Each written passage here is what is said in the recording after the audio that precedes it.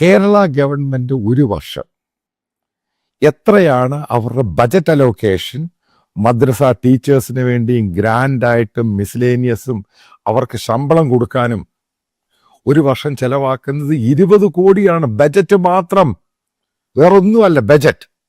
അതിൻ്റെ അകത്ത് ശമ്പളമുണ്ട്, അവർക്ക് ഗ്രാൻഡ് ഉണ്ട്, അവർക്ക് ബിസിനസ് പണിയാനുണ്ട്. ഈ സംഭവങ്ങളെല്ലാം കൂടെ 20 കോടിയിൽ മുകളിലാണ്. കേരള ഗവൺമെൻറ് ഒഫീഷ്യൽ റെക്കോർഡ് നിങ്ങൾക്ക് ഗ്രാഫിക്സ് നോക്കിയാൽ കാണാൻ സാധിക്കും. ഇത് ഒഫീഷ്യൽ റെക്കോർഡാണ്. ഇത് ഞാൻ ഉണ്ടാക്കിയെടുത്ത റെക്കോർഡൊന്നുമല്ല.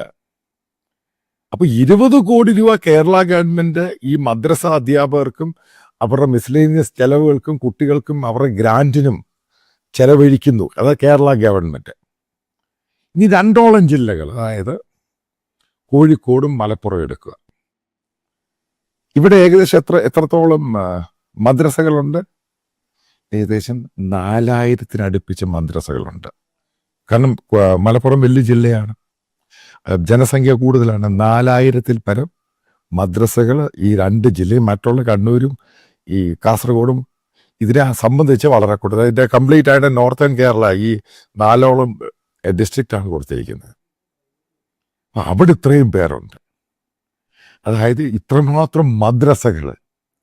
ഇനി കേരള ഗവൺമെൻറ്റിനോട് ഞാൻ ചോദിക്കുന്ന ചോദ്യമാണ്, ഞാൻ ജലീലിനോട് മാത്രമല്ല പിണറായി വിജയൻ ഗവൺമെൻറ്റിനോട് ചോദിക്കുമ്പോൾ എനക്കറിയില്ല എന്നൊരു കോപ്പിലെ വർത്താനമല്ല പറയണ്ട. Answer this question. എനക്കറിയില്ല അതല്ല ചോദിക്കണ്ടേ, ആൻസർ ദിസ് ക്വസ്റ്റ്യൻ. താങ്കളുടെ ഗവൺമെൻറ് ആണോ മദ്രസയ്ക്ക് ഇത്രയും ബജറ്റ് കൊടുക്കുന്നത് കഴിഞ്ഞ 9 വർഷം കൊണ്ട്?